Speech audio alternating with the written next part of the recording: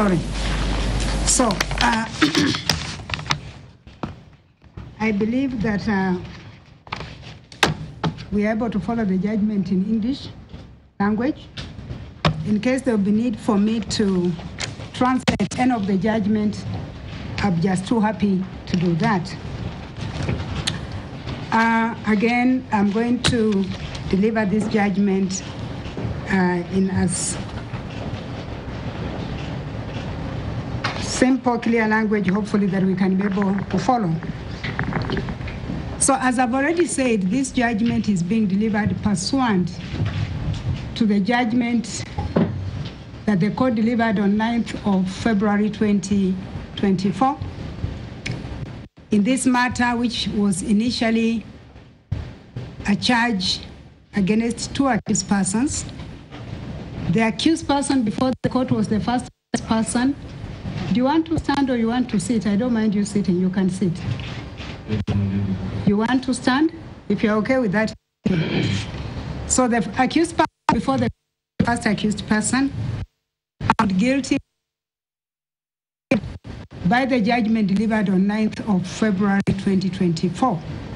The second accused person was found not guilty of the charge that was prepared against her, which was a charge of murder, contrary to section 203, as read together with section 204. She was accordingly acquitted, and therefore she does not and is not a subject of the judgment of the court this morning.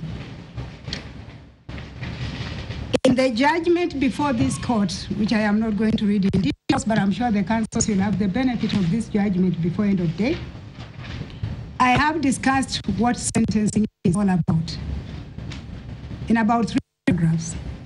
And my conclusion thereof is that it is the final decision of the court on the question which an accused has to suffer for his acts and or omission that constitutes an offense. That you'll find discussed in one of the journals in the New Zealand, which I've quoted, the Canadian, not New Zealand, Canada, the Canadian Sentencing Commission of 1987, which simply says that is a legal sanction imposed on a person found guilty of an offense.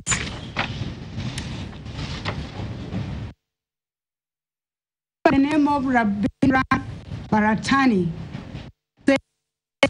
sentencing is a judgment of the under legitimate jurisdiction, where formal declaration of legal consequences of acts or omissions of an accused person is pronounced. It is a stage at which an accused person who has been convicted bears the legal consequences of his action. I want to draw us much more closer home in relation to the same, and you may want to look at clause 1.1.1 or our sentencing guidelines of 2023 that says that sentencing is a process by which a court imposes penal sanctions once an accused person has pleaded guilty and has been convicted. I thought it's important to put the exercise of the court's sitting today in perspective by understanding that it's the last stage of the criminal trial process. The other issue I want to speak to is the importance of this particular process. Most of the time, it is an understanding that our criminal justice system starts with reading out of the charge, taking a plea on the same, trial where there's a plea of not guilty, findings of the court as to whether an accused person is guilty or not guilty, and then that's it. And very little importance is attached to the process of sentencing. And we may want to understand that is a central task in the administration of justice. And in that regard, may I refer you to clause 4.61 of the guidelines that I've just spoken to, that says that it is a central and an important process. And we'll be finding out why it's important and why it's central to the criminal justice system. In addition to the clause I've given you, may I also refer you to the case of the Attorney General versus Susan Kiguta, the constitutional appeal number 3 of 2006. And just to put the point I am buttressing in perspective, let me just read 2 lines of what the court said in that matter. It said that a trial does not stop at convicting a person. The process of sentencing a person is part of the trial. This is because, and I want to lay emphasis on what I'm just about to read, because I think that is what this court was required to do, and we will be interrogating as to whether that was done. That it is a process of sentencing and is part of the trial because, 1, the court will take into account the evidence.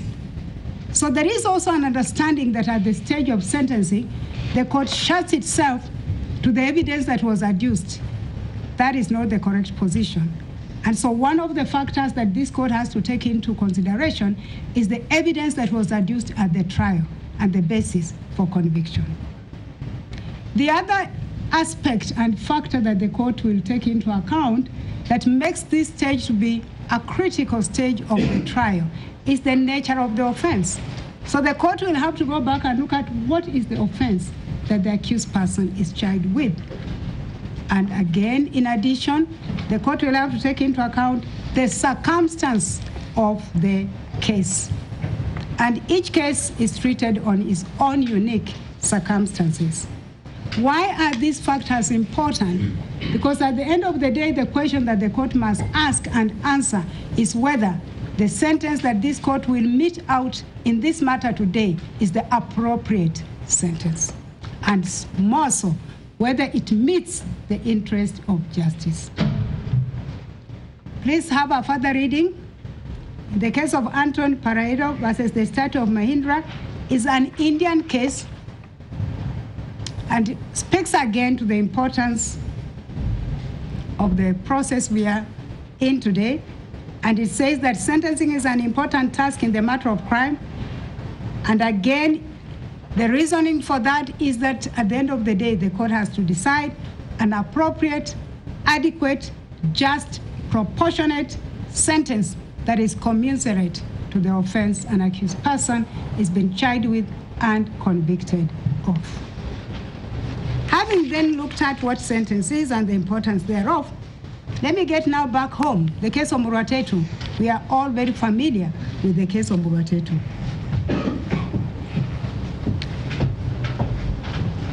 The case of Muratetu appreciates under paragraph 41 of the judgment of the Supreme Court that this is an important stage of trial.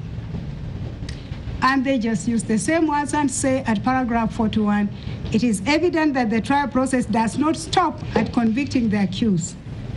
And the court said this: there's no doubt in our minds that sentencing is a crucial component of a trial.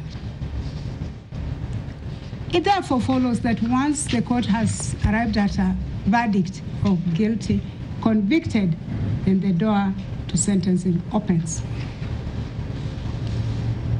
And there are 2 questions that the court then will have to deal with. And the first question is, what would be the reasonable corresponding punishment for the offense? What would be the reasonable corresponding punishment for the offense? And 2, whether that sentence, after it's been pronounced, was fair, appropriate enough to serve the interest of justice. In the course of the trial on sentence, general principles that guide sentencing have evolved, and I'll speak to them very briefly and make them as simple as I can. And I am laying this background because it will have a bearing on the final decision of this court in this matter, so that you have a deeper understanding where the court was operating from to arrive at the sentence that will eventually be pronounced in this matter.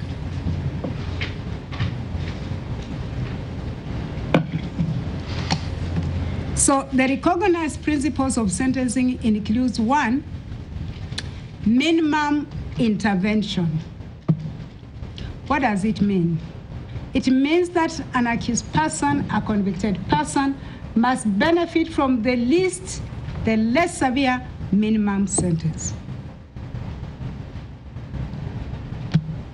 The second principle, and for the lawyers, you'll find this expounded in depth. I'm simply picking up the summary thereof.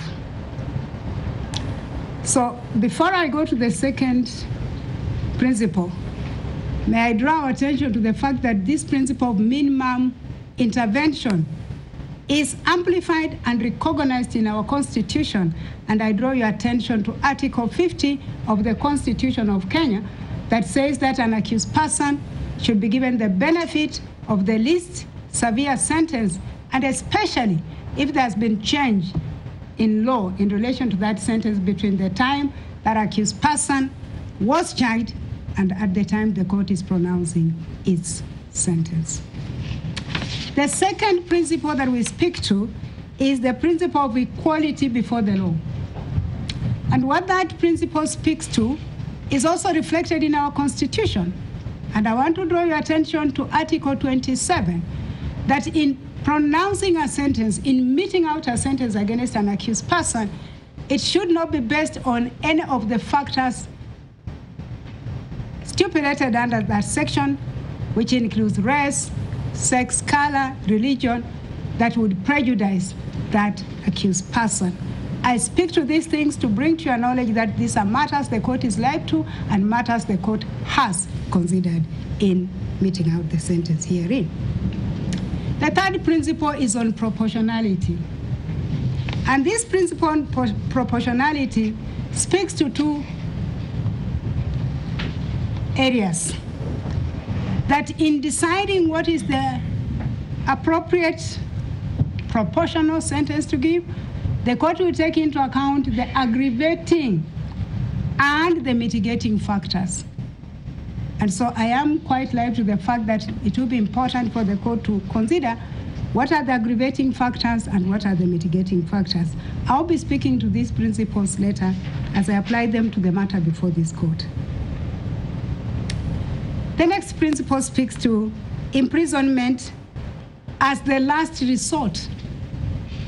And this principle has evolved because, according to what is said to be research, it does appear that imprisonment does not even deter commission of an offense. That is the argument for those who have advanced this principle, and that the imprisonment should be the last resort.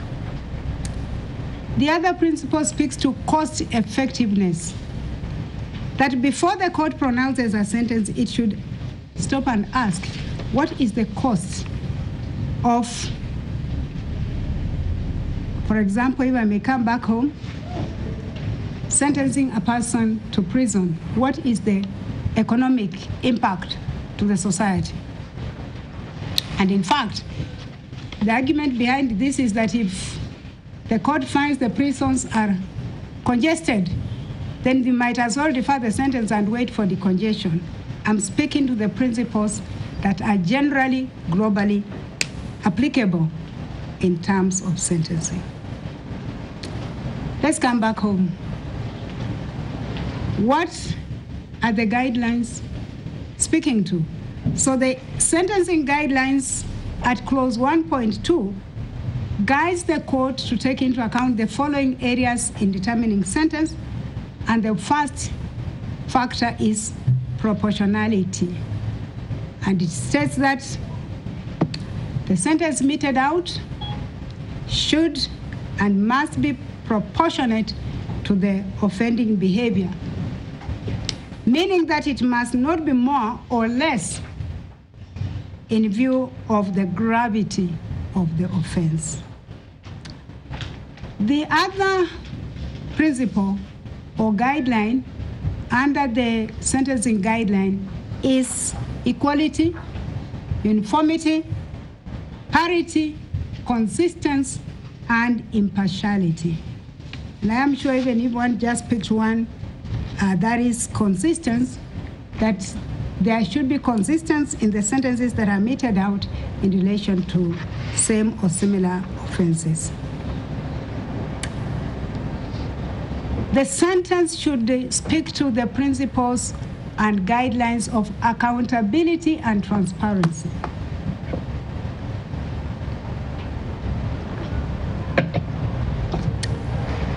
The court should be able to give reasons why it has meted out the sentence that it has meted out. The other principle and guideline is inclusiveness, and this is very important. It requires the court to hear both the offender and the victim before pronounces its sentence. There is need to respect human rights and fundamental freedoms of the parties that are involved, and in this case, of course, the accused person. And finally, the sentencing guidelines requires this court to take cognizance of the need to enhance compliance with the domestic laws and international instruments, and we are all aware that Article 2, Sub-Article 5 and 6 of our Constitution requires that the court takes into account all the treaties and conventions that have been ratified that form part and parcel of the law of this country. So those are factors this court needs to address in deciding the sentence in this matter. So, but what then are the objectives of punishment? And again, I seek of your attention because this is very important. The generally accepted goals and objectives of punishment includes but are not limited to retribution. And that entails the punishing of the offender for the conduct, and that punishment be meted out in a just manner. The second objective of sentencing is deterrence. And I'm looking at deterrence in two categories, and that is basically the position. There is individual deterrence and there's general deterrence. And individual deterrence is where the offender is being deterred from committing a similar offense in the future, and the general deterrence targets the public that any other person who intends to commit a similar offense should be deterred. Again, very critical. I'll be speaking to the same as I revert back to this matter. The third objective and goal of sentencing is rehabilitation. I think the word speaks for itself, whereby the sentence aims at giving the offender, the convict, an opportunity to be rehabilitated through designated, designed programs with a view that the offender can reform and be reintegrated back into the society. I'll combine the other two objectives together, and that is restorative and restitution. Those two objectives speak to the offender remedying the wrong in form of compensation. And I would take an order where the court, for example, orders that you have caused harm, and so you need to instead restitute, to bring back the victim to the position that victim was before the offense was committed. I am speaking to all these objectives because we shall be interrogating them and finding out which one is suitable in this given matter. The other goal that we need to address is community protection. And the question the court must ask is this: does the sentence that has been meted out protect the community from the offender? Denunciation. Does the sentence clearly communicate the community's condemnation of the offense? Reconciliation. Should the court order reconciliation, where the family of the victim and the family of the offender sit together and reconcile? And finally, reintegration. is the sentence of reintegration appropriate, whereby you allow the accused person to go back and be reintegrated?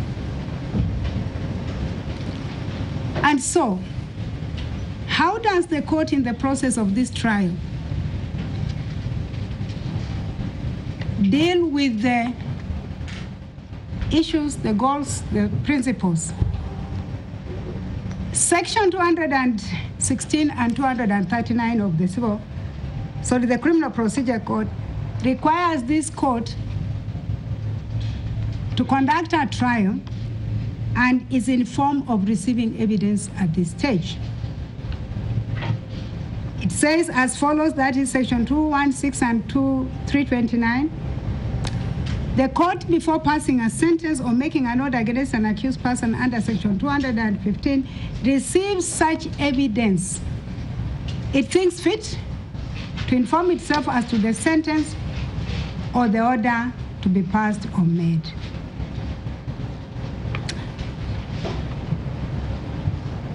In addressing section 216 and 326 that I've just spoken to, the Supreme Court in Murwatetu case had this to say at paragraph 43. So it said that therefore from the reading of these sections, it is without doubt that the court ought to take into account the evidence, the nature of the offense, and the circumstances in order to arrive at an appropriate sentence. And in compliance, therefore, this court directed the parties to file their submissions. And as I indicated last time, the court had the opportunity to receive, to read, and to consider the submissions by the prosecution, the victim's family, and finally, mitigation by the accused person. For the benefit of all of us, I will, in a nutshell, summarize what the prosecution have invited this court to take into account before meting out the sentence. Again, very briefly. The prosecution submissions are dated 6th of March, 2024. Before those submissions, the court had sought for the records of the accused person. The court received the records, and the accused person is indeed a first offender. That fact has been considered in this decision. My understanding of the submissions by the prosecution are that they have invited this court to look at the aggravating factors in this matter.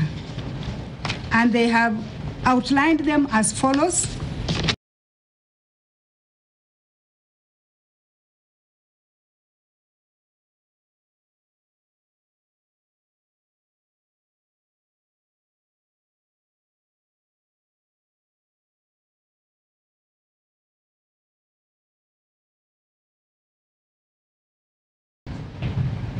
The court is invited to note that the post-mortem report produced by Dr. Peter Ndegwa confirmed that the deceased Monica Nyawira Kimani died due to severe neck injuries due to a sharp force.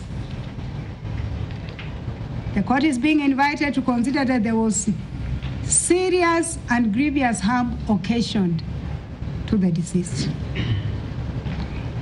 The court has been invited to consider that the weapon used was a dangerous weapon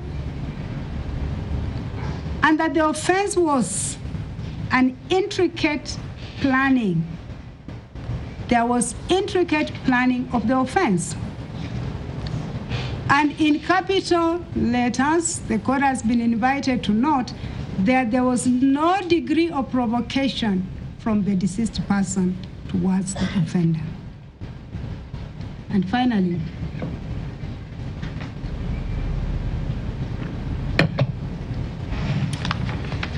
the court has been invited to note that after commission of the offense,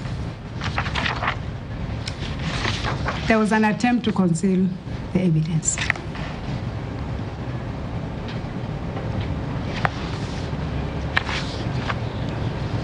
Not finally, there's one more. The court has been invited to consider that the crime had serious physiological and physical harm to the victim and the family.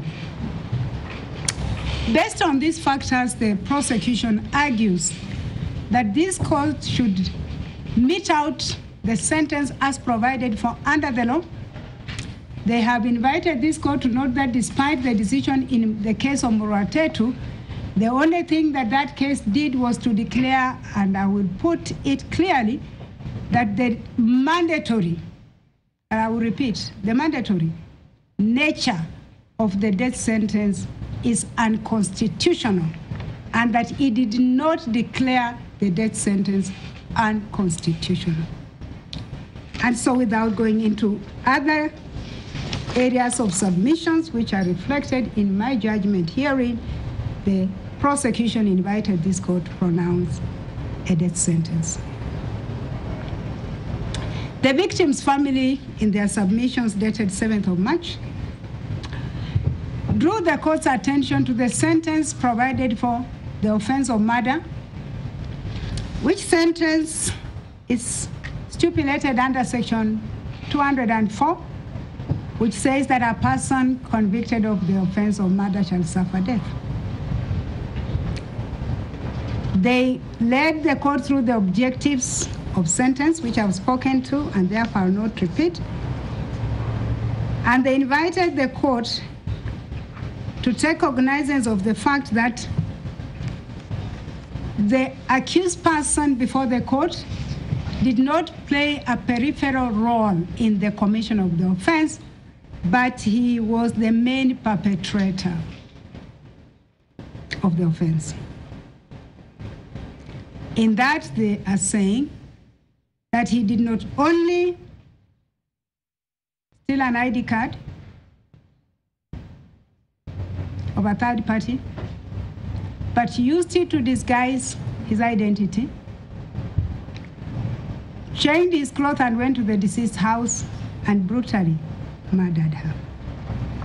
They described the murder as being cold-blooded, ghastly, and barbaric. They have invited this court to consider that no amount of monetary compensation can ever bring the deceased back.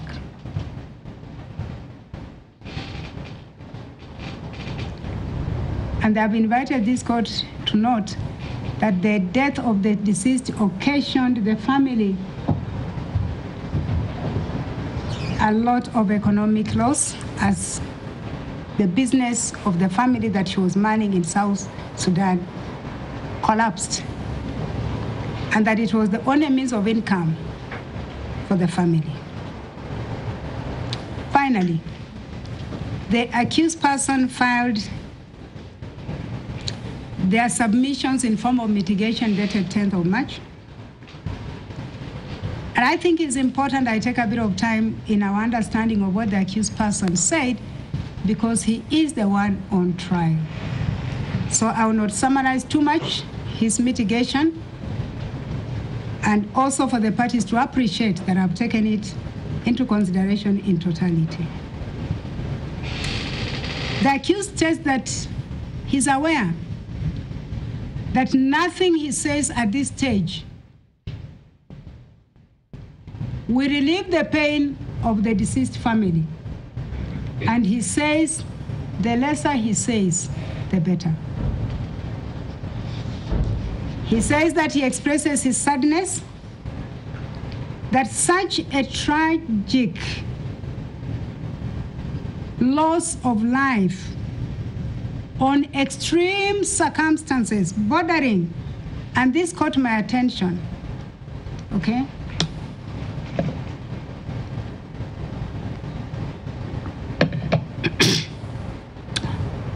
He says that he expresses his sadness that such a tragic and callous loss of life on extremely circumstances bordering on an act.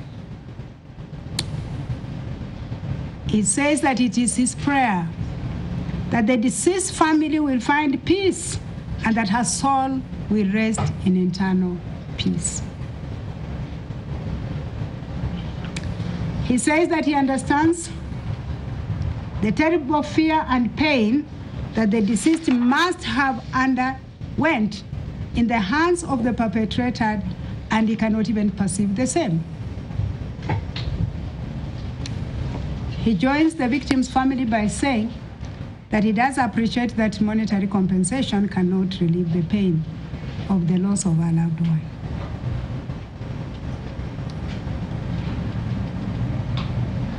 The court has been invited by the accused person to note that by the Supreme Court declaring the mandatory nature of death sentence to be unconstitutional, then it opened room and gave this court the discretion to mete out a sentence that is not necessarily death. And the accused then says that in that case, and again, this was very important to the court and for reading, because I come back to it. He says that in that case, it is his prayer that the court can mete out a custodial sentence. He says that although the victim's family in their submissions are calling for a death sentence, but the father of the victim, Bishop Paul Garama, was publicly heard saying that he will not take vengeance. And so, the court should consider his views. Finally, the accused person invited the court to consider that he is a first offender, that he was convicted purely on circumstantial evidence, and the period he has spent in custody.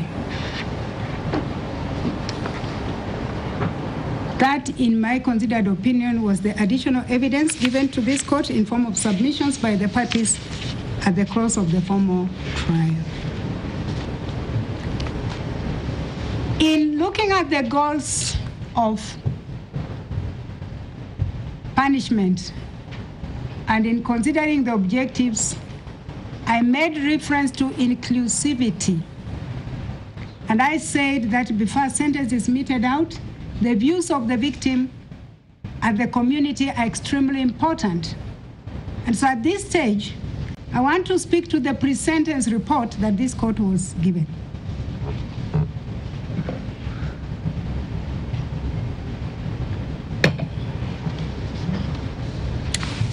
Now, I must thank the probation department because they gave me an extremely detailed pre-sentence report. What comes out of that report is this, that the accused person before this court is 33 years old. His parents are alive. He has 3 siblings who, from the report, are also alive. It speaks to their permanent place of abode at Guta Estate, which is just adjacent to NET, military barracks within Nakuru County. It indicates that this accused person completed his secondary school education in the year 2010. He then joined the Kenya Polytechnic and completed his training in the year 2011, where he qualified by being conferred with a diploma in food production. The report says that thereafter, and again, this was critical for this court, he moved to Dubai, where he received training in tactical military at Dubai Police Academy and by a group known as Ogara Group, which he says that Ogara Group is a security firm with presence in Dubai, United Kingdom, and several European countries. And eventually, after that training, he was licensed to offer private security.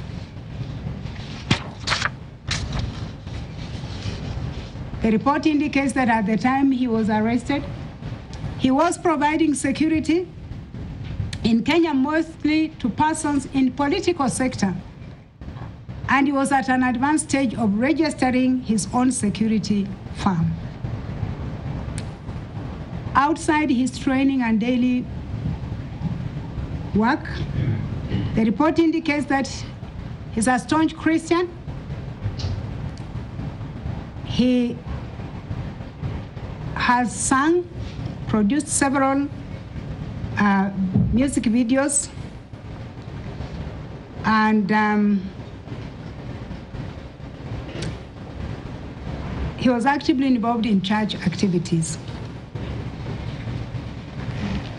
It is further indicated that when this offense was committed, he was in a relationship with one Jacqueline Maribe, who was his co-accused, and they were planning to formalize their relationship. At the time of the offense, they were both residing at Royal Park Estate in Langata, and they had resided together for over 1 year. Medical condition, the report indicates that he suffers from asthma since childhood, and that is usually triggered by colds and dust, but is on medication. It is indicated that he has developed nerve problems, and that arose out of a gun incident, which we spoke to in the judgment and in this matter. But it said that the same is treated by painkillers, which gives him relief. On the offense, the report says that the accused person maintains his innocence and that he was shocked and depressed to be linked with the murder of the deceased. That he denies knowing the deceased, but acknowledges that he knows his brother. And it says that he grieves for the family of the deceased for losing her in a gruesome manner. The report indicates that he has good relationship with his family. The sister stood by him throughout the trial. They describe him, that is his family, and again this is important, as a social, overly generous, respectful to authority, committed Christian, and he believes in innocence, although he believes in his innocence, although he has painfully accepted the conviction. The family of the accused says that they have been stigmatized, faced a lot of stigmatization and financial drain in form of legal costs. That they are expressing empathy for the family of the deceased and pray that the perpetrators will be found. And finally, they pray for leniency in sentence. From the community point of view, the probation officer interviewed a senior chief of free area location, Dr. Samuel Macharia, who described the accused person as being well-mannered, respectful, and was not a threat to the community. That the community is shocked by the charge that was preferred against him and subsequent conviction. That they vote for his good character, social standing, as they have known him to be a respectable youth committed to church activities. Bishop Shadrach Olo of Agape Sanctuary Church says that the accused person is a member of his church. He is steadfast in faith, relates well with fellow Christians, and at the time of his arrest, he was a choir master in the church. He pleaded for leniency.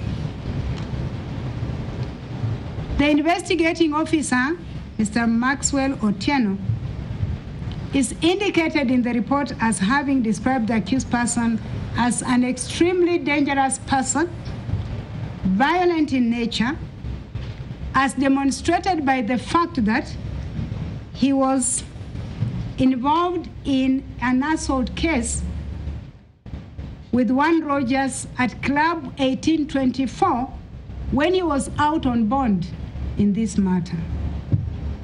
And that the reason why the case did not go forward is because the complainant withdrew the complaint. And the investigating officer called for the maximum sentence provided for under the law.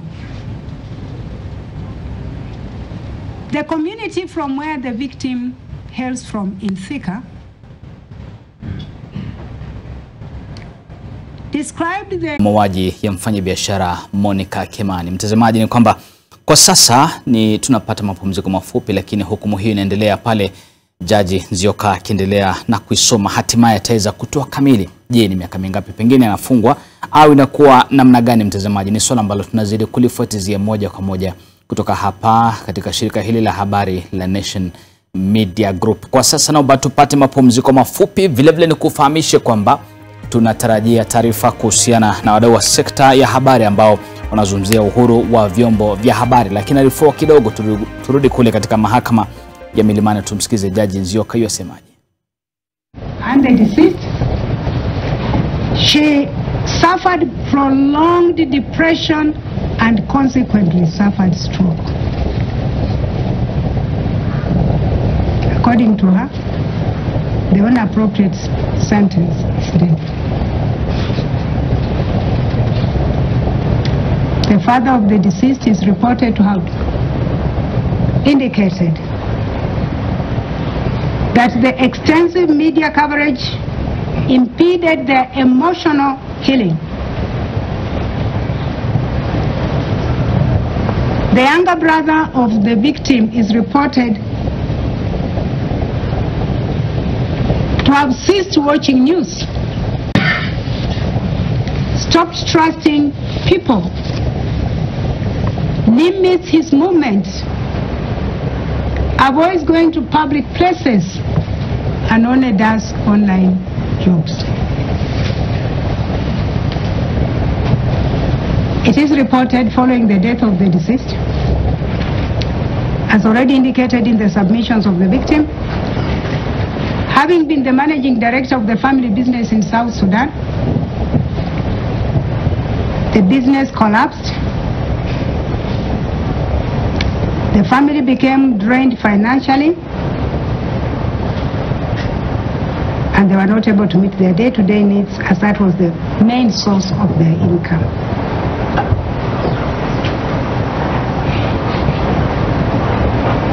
In a nutshell, the family of the deceased hold the view that the maximum sentence provided for under the law should be pronounced, and they acknowledge that whatever the case is, even that particular sentence will not console them or erase their pain. Finally, the probation officer, and again this is very important and the court took note of the same. The probation officer, Mr. Andrew Kanyotu, in conclusion and his own observation, says as follows.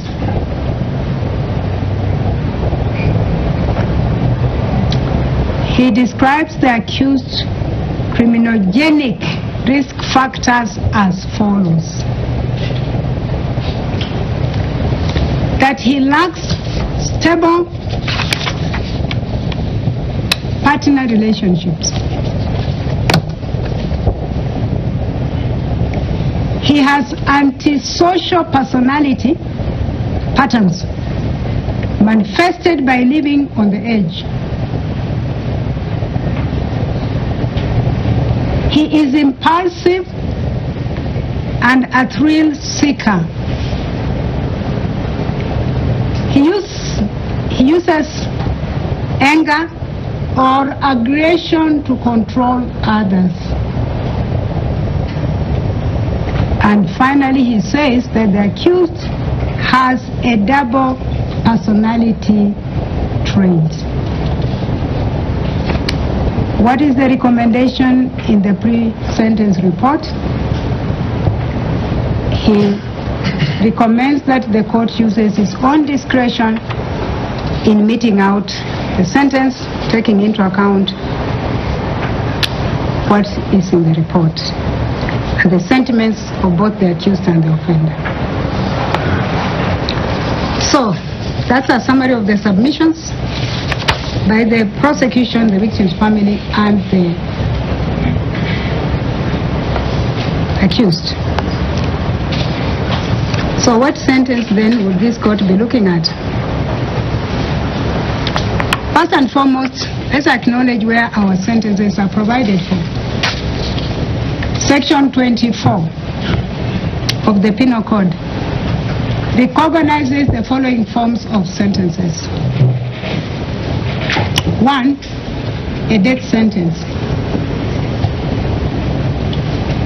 2, life imprisonment.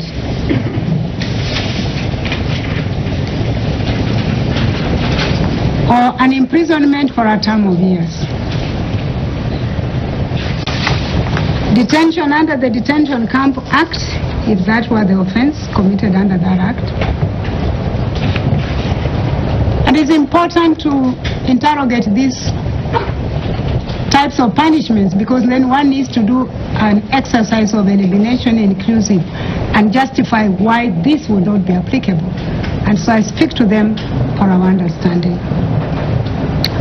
Fine, forfeiture, payment of compensation, finding security to keep peace and be of good behavior, and any other punishment this court will find and deem appropriate. So this court cannot give a sentence outside those various recognized forms of punishment. When I consider these categories and types of punishments, I classify them into 2, custodial and non-custodial. So again, the question is, having taken into account the evidence as was adduced in this court, taking into account the submissions at this stage of trial, is this an appropriate case for a non-custodial sentence? I'll deal with that. We have already spoken to the fact that a sentence must serve a purpose. And so what purpose would a non-custodial sentence serve? One of the goals that a non-custodial sentence would serve is to give an accused person an opportunity for rehabilitation. And so, is this accused person eligible for rehabilitation? My answer was in the negative. For simple reason that a person who is given an opportunity for rehabilitation must first and foremost himself acknowledge commission of the offense and the need to reform. Without that attitude, there will be no need to consider rehabilitation. It will not work. He will not appreciate, and of course then it will be an order in vain. Alongside rehabilitation, we have the goal of reintegration. And when one is considering reintegration, then several questions must be answered. We are releasing this person to the society. Is that safe? Is the society safe? We'll answer that question.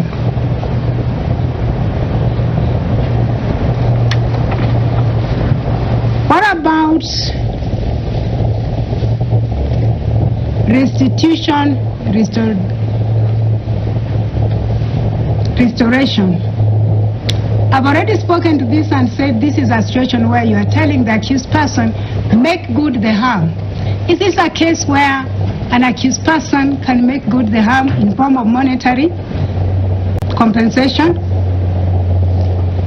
As I was dealing with this particular goal, My mind took me to a case I deal with on a day-to-day basis when I'm dealing with appeals and more so in civil cases, and someone has come before the court because they were involved in an accident and they suffered bodily injuries.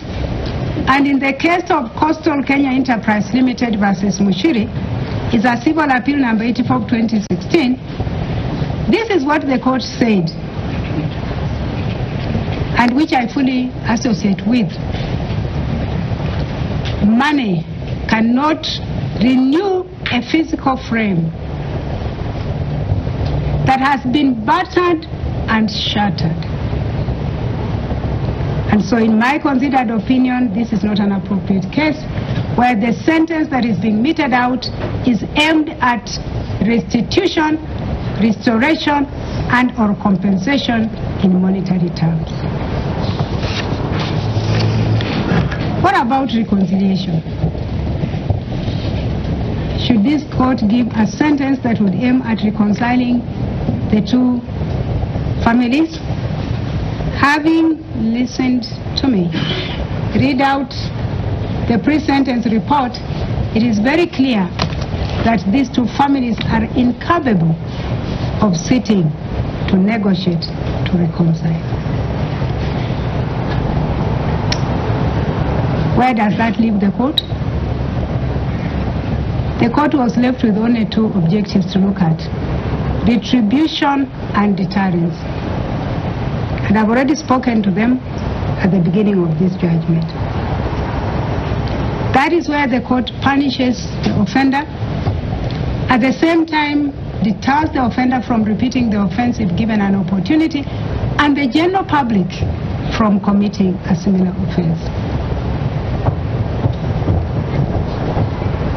The purpose of law and the aim of law, in my understanding, is to maintain law and order and protect the citizens of a particular state. That is why one of the objectives of sentencing is community protection. And therefore the sentence any court pronounces must speak clearly to the community condemnation of criminal conduct.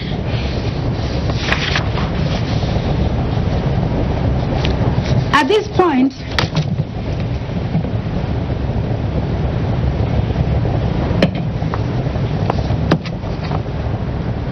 I was drawn, and I'm entitled as a court, to take judicial notice as I talk about and discuss general deterrence, to take judicial notice of the social justice concept. And that concept, in my understanding, speaks to the court being live to the happenings in the society at a given time. And my mind as a court, my understanding, my reading, is that in recent past, there have been numerous reports of senseless murders targeting persons of female gender. Let this not just be my words from where I sit. In an article dated the 26th January 2024, Amnesty International Kenya noted that a woman is killed in this country in every 2 days. And I will quote from the article so that I attribute it to where it belongs. Let me read the caption from that article. Amnesty International Kenya strongly condemns the profiling, torture, and killing of women and any other individual based on their identity. Over 10 cases of femicide have been reported across the country since 1st of January 2024. That is, every second day, a woman has been brutalized and killed because of her identity. According to statistics from Africa Data Hub, between 2016 and 2023, over 500 women have been killed. The majority of those murdered were below the age of 35 years and were killed by intimate partners or people known to them. According to the Africa Data Hub, a regional network of data organization that traces such killing based on newspaper reports, it states that about 500 women have been killed in Kenya from January 2016 to 2023. And let me draw ourselves back home. In an article published by the Daily Nation on 27th of January 2024, it indicates that 16 women have been killed since January 2024. The most disturbing was a case of Rita Mweni, a 20-year-old student at Jomo Kenyatta University of Agriculture and Technology, who was lured to a short accommodation apartment at Roysambu, commonly known as Airbnb. She was murdered, her body was dismembered, her head was dumped at a different location, and one can only but consider the words said by Dr. Jansen Odwal, the pathologist. And these were his words. He said, "This is the first time I've come across such an incident in my forensic life. I have never come across such an incident." And so when we are considering the public's denunciation of a crime, one cannot live outside the prevailing circumstance in the society. It is the understanding of this court that these reports speak to a situation whereby the social fabric of the society has been torn into two, right at the middle. And the court must then live to its role to protect the society.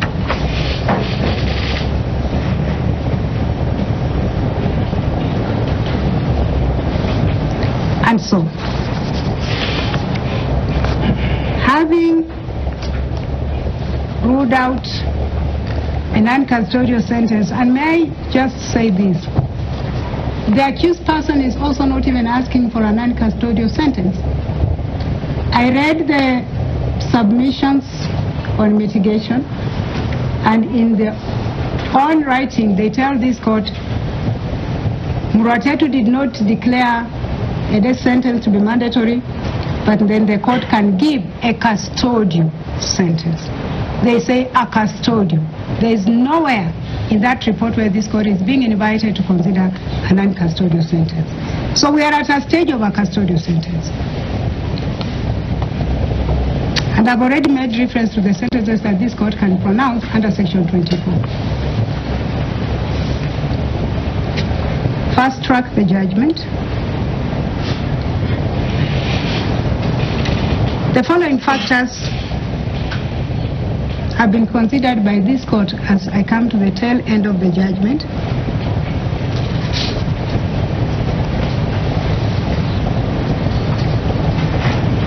And there are only 3 sentences that are open to the court. A sentence for a term of years, life imprisonment, or death. The question that we all must ask is this: how many years, and what would be the basis for those years?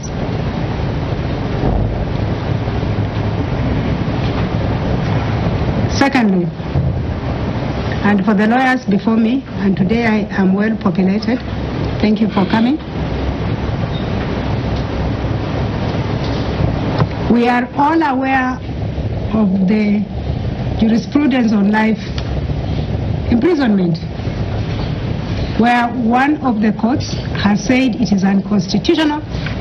The latest decision which I've quoted in this matter says that life imprisonment is 30 years.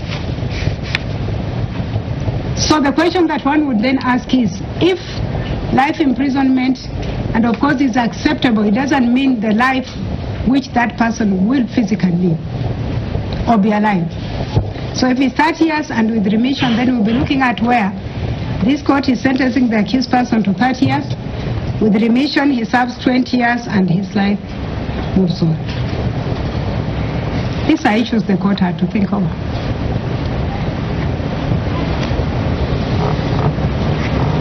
I have, of course, taken into account issues of human rights. I've taken into account Article 26, that says a person's life should not just be deprived without good reason.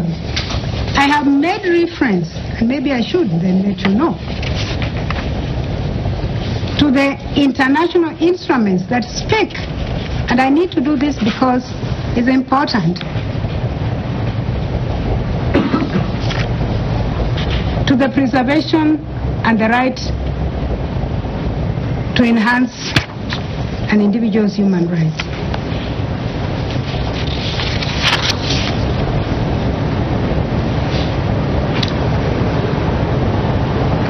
The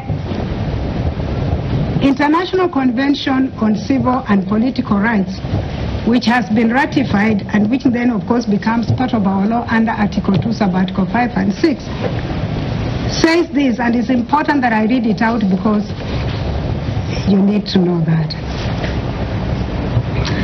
It starts by saying every human being has the right to life. And I stop there and I tell myself as a court, every human being has a right to life. That every human being includes the victim and the offender.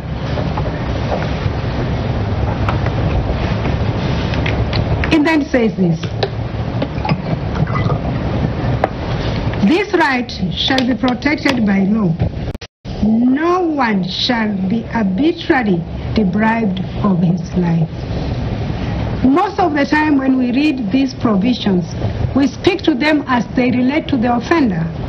My understanding is they relate to both the offender and the victim.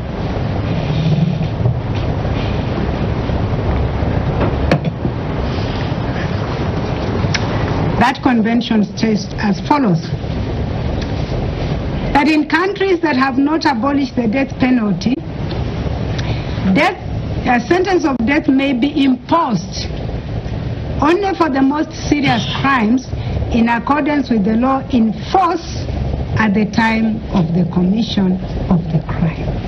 So these international instruments that speak to human rights do recognize that there are exceptional circumstances when the death sentence may be inevitable.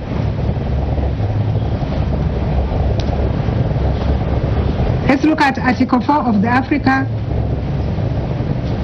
Charter on Human Rights, on Human and People's Rights, ratified on 23rd of January 1992. It provides that human beings are inviolable. Every human being shall be entitled to respect for his life. His, in my considered opinion, includes her life, and the integrity of his or her person. Again, it reiterates, no one may be arbitrarily deprived of this right.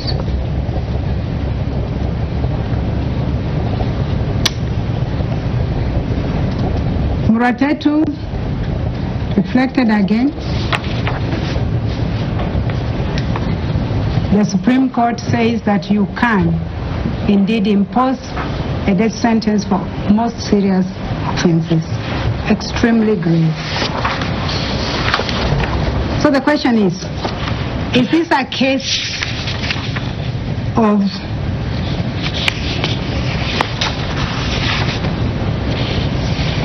serious crime?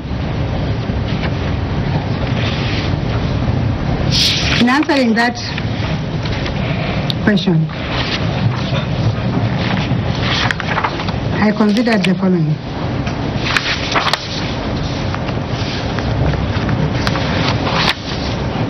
What the evidence said.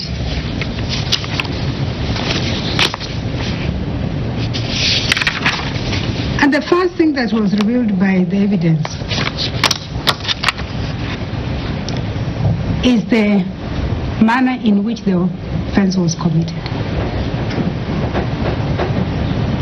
I want to remind ourselves of the judgment I delivered on 9th of February, where I indicated clearly that the evidence of the doctor who conducted the post-mortem report indicated that the person who perpetrated this offense cut the throat of the deceased through and through. In that judgment, I spoke to an understanding that the person was not an amateur. The person must have had some training. And remember, the evidence even revealed that after the offense was committed, the deceased was put in the bathtub and the shower tap was put over to run the blood off. When I read the report presented by the probation department, where the accused person himself says, I have been trained by the Dubai Police Academy and an Ogara group, I thought that corroborated the finding of this court that there was full scale for commission of the offense.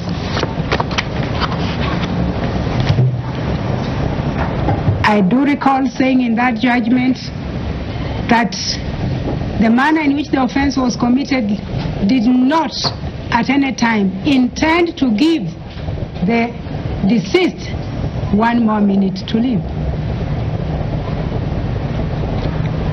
I do recall throughout the trial, no any other than the counsel representing the accused person in this trial throughout kept on referring to the incident and the scene of crime as a slaughterhouse.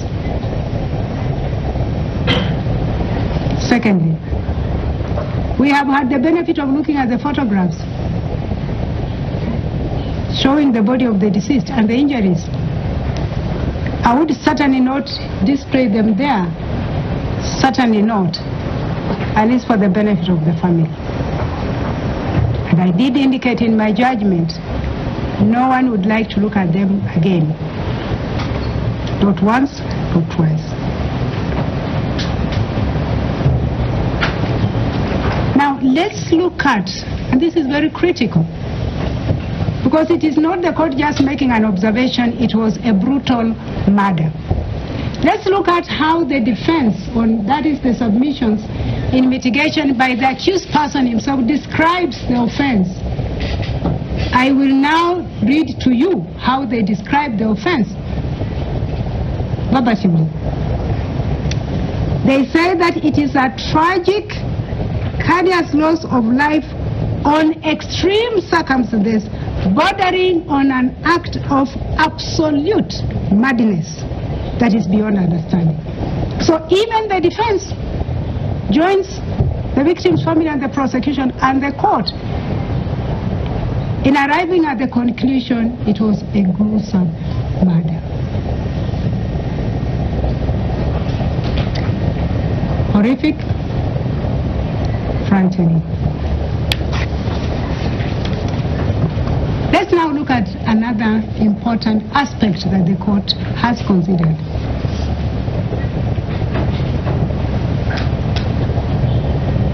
The consequences of the offense.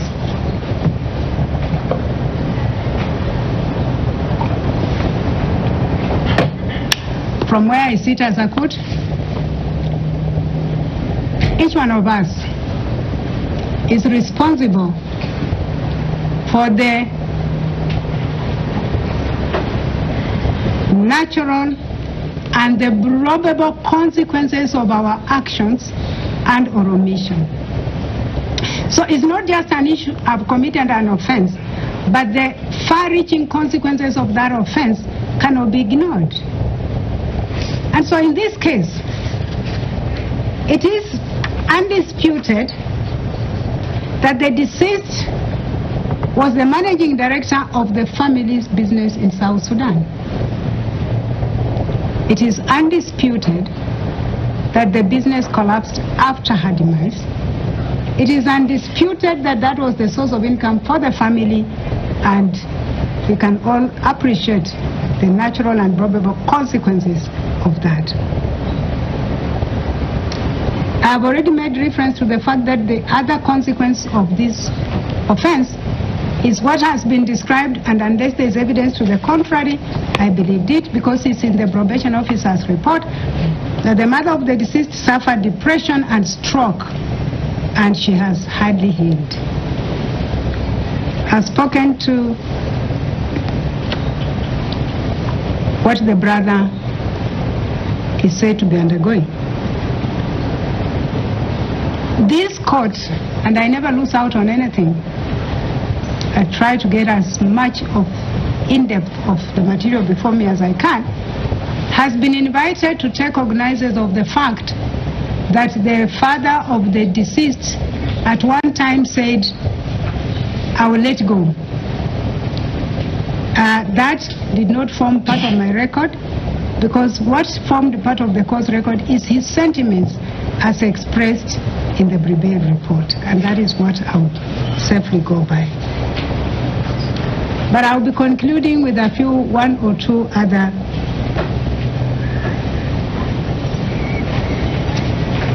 findings that could probably remove us from that mind thought that the father said, do not, vengeance is not mine.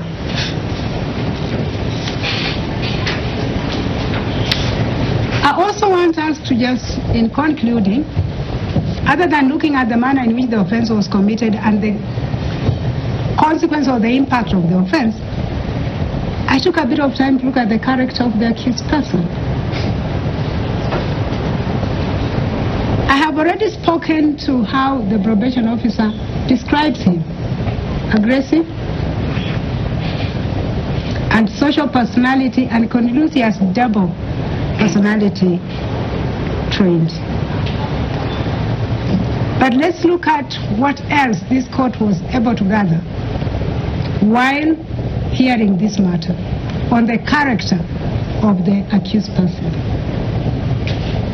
It was the evidence of the guards at Royal Park Estate, where he was staying, that he would not allow himself to be searched. He would brandish a gun and say, I work at State House, and just drive off. He was still involved. I'm not condemning him because there's no charge before me. But the court cannot avoid looking at this. Because at the end of the day, the question is this: is this a person you want to release back to the society? And these issues become extremely critical for consideration.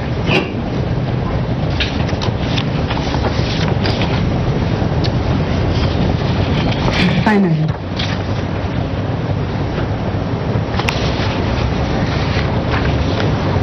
this matter and the evidence adduced does not lead to a conclusion that this murder was accidental.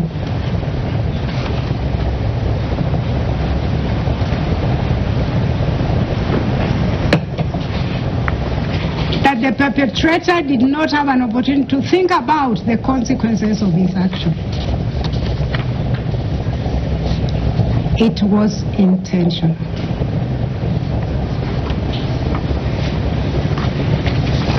It was not a defensive act. It was not out of provocation. It was planned, it was intended, and it was executed.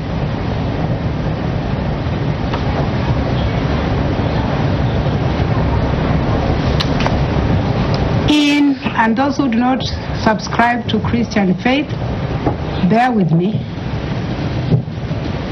I do, and that's the only place I could make reference to.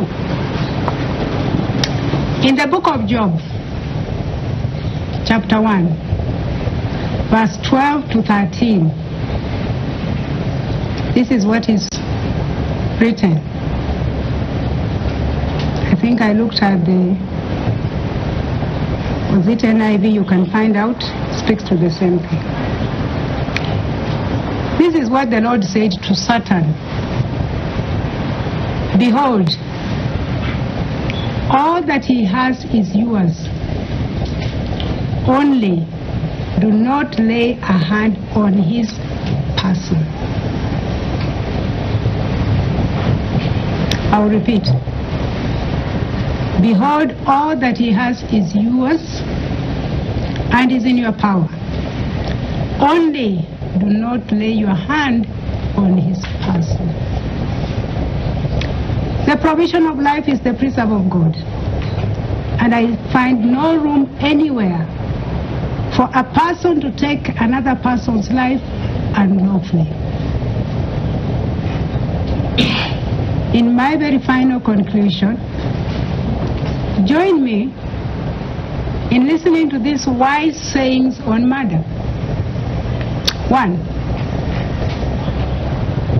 In the act of murder, one person's life ends, but countless number of lives are forever impacted. I will read again. In an act of murder, one person's life ends, but a countless number of lives are forever impacted. Secondly, murder leaves behind a trail of shattered dreams and broken hearts that can never be healed. Murder leaves behind a trail of shattered dreams and broken hearts that can never be healed. I have said the accused person before me is 33 years. The deceased was 28 years.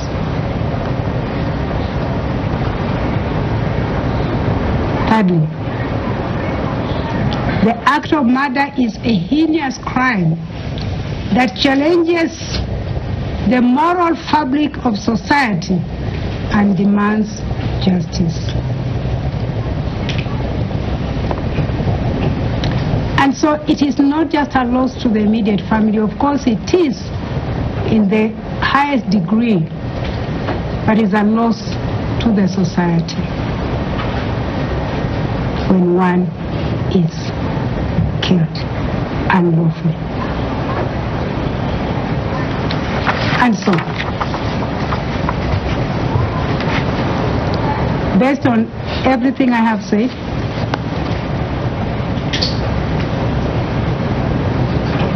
I have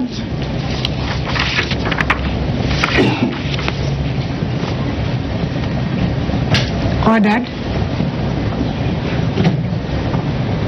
that the first accused person before this court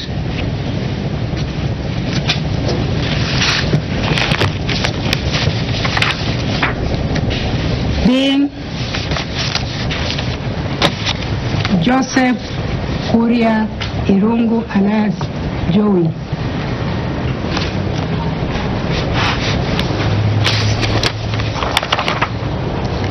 shall suffer death as provided for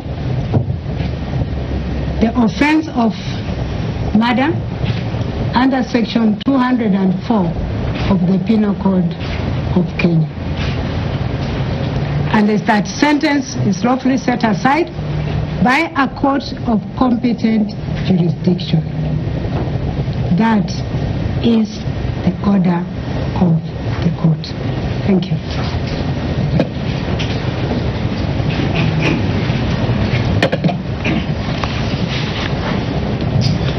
Lady.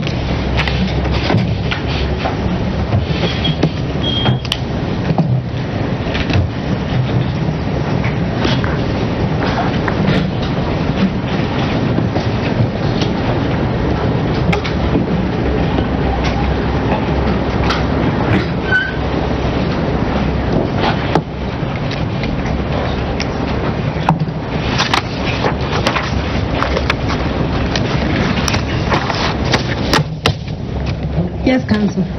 Yes, for purposes of appeal, we pray to be provided with copies of the judgments and the sentencing decision and tax proceedings.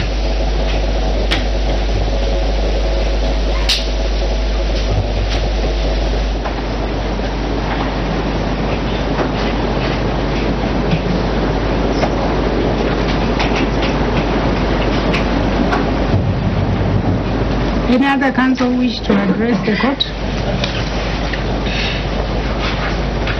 My lady, patient for the state's apologies, I was late. We just want to thank the court for bringing this matter to a close. We're in alignment with your sentence, and we still would like a copy of the sentence in rule once it's available. But we are grateful for the court's indulgence and the way it has handled this matter. Thank you, my lady.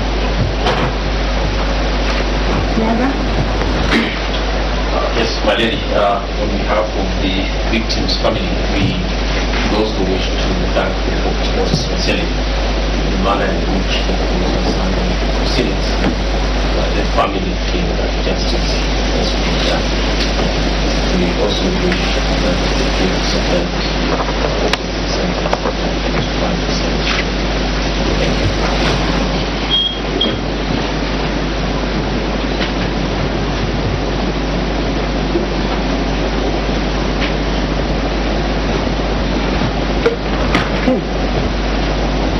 Right of appeal is a constitutional right which the accused person should feel free to exercise. Is important. You are entitled to the proceedings, the judgment that the court delivered on today's judgment. And when the file was brought to me, and I'm sure by now my judgment is available. It was actually available the same day I delivered before 7. So just ask the Honorable DR to give you the proceedings and the judgment. I've always said that my judgment is never accessible until I've delivered. My judgment on sentence is here. As I was delivering, I could see quite a bit of typo. So it's just an issue of polishing it. You should have a copy. I'll sign a copy before end of day, and you should have a copy. Okay? So unless there is any other person who's addressing the court, may I have the last bite of the cherry? First and foremost, please allow me to sincerely thank all of you, and that means the parties in the matter, the members of the public, the press, for the support you have given this court. I took over this matter from my brother Justice Wakiaga, and as much as I know there has been a bit of complaint that is taken long, we did the best we could.